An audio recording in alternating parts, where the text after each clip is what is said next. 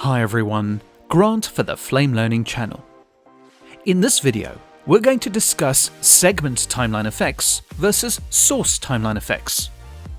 What I mean by this is that you can decide whether your Image TimelineFX appears in the regular effects pipeline with all the other timeline effects, or you can apply it at the source level with your format processing and color management tools.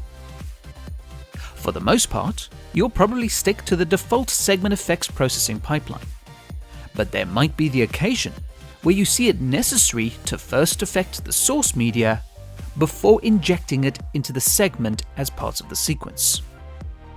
For example, you might want to do technical corrections on the source media, like white balancing, and then perform your creative work on the segment using the Segment's TimelineFX.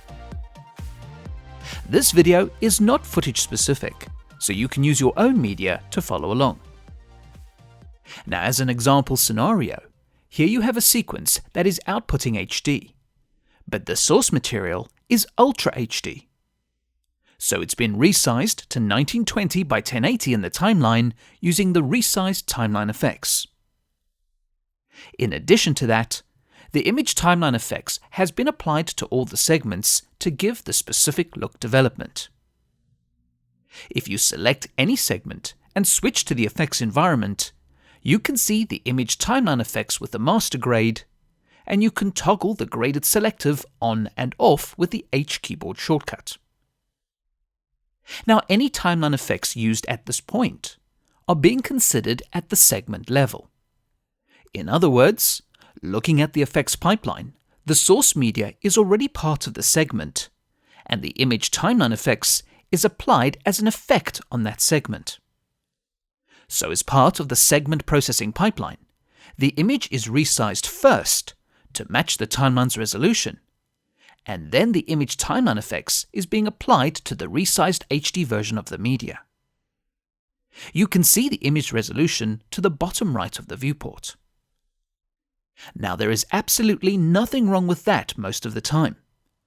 But let's say, for instance, that you want to do a bit of beauty work on the image, and you'd like to access all the pixel data from the original Ultra HD resolution.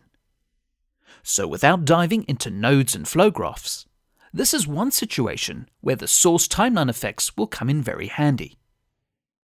Now, you may or may not have noticed a button that sits to the left of the effects pipeline.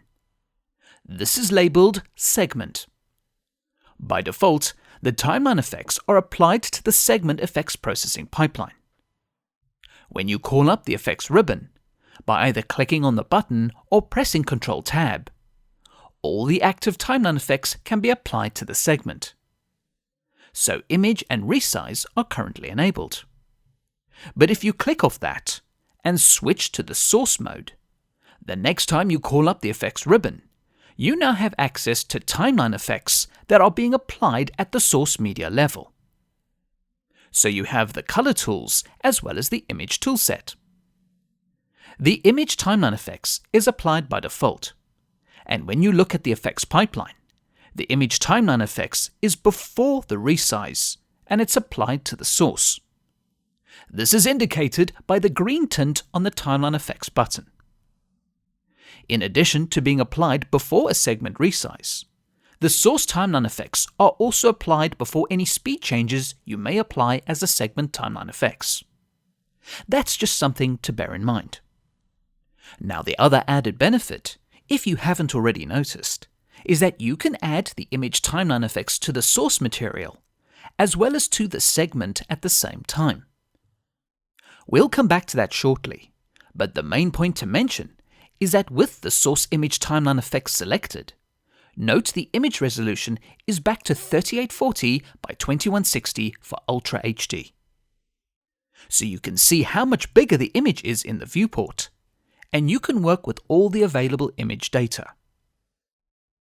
As a few extra points, firstly, the storyboard reel also updates when you switch between source and segment mode.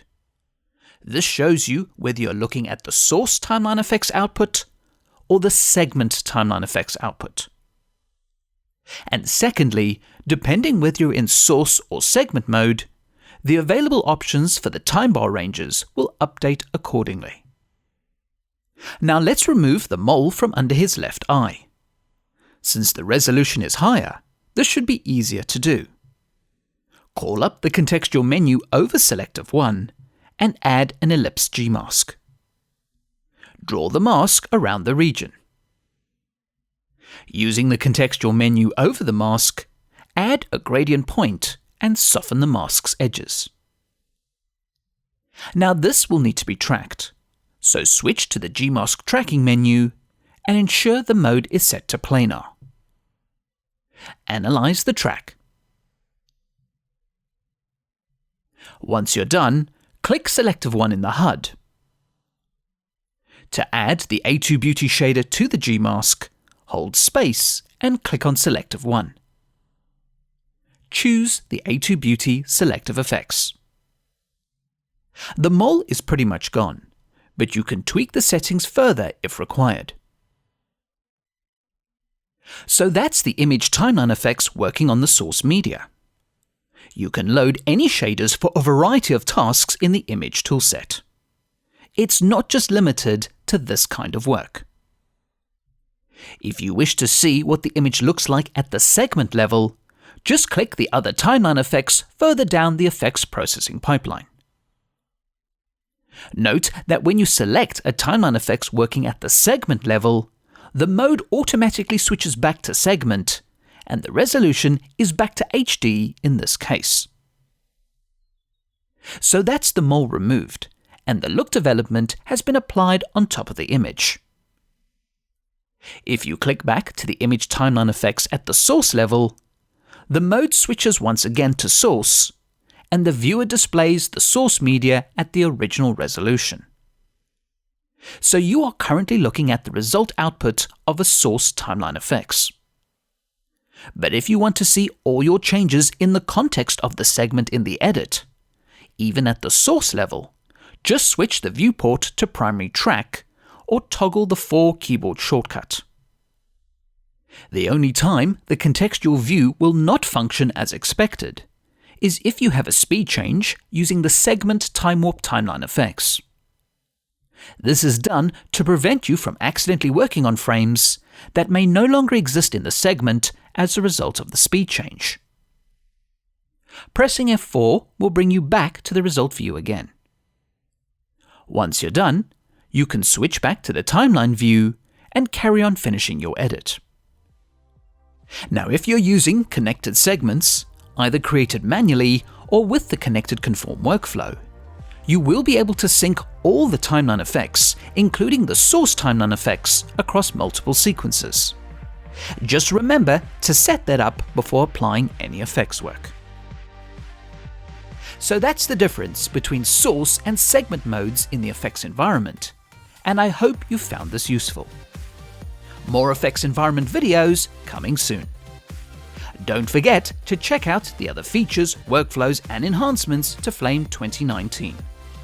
Comments, feedback, and suggestions are always welcome and appreciated. Please subscribe to the Flame Learning channel for future videos, and thanks for watching.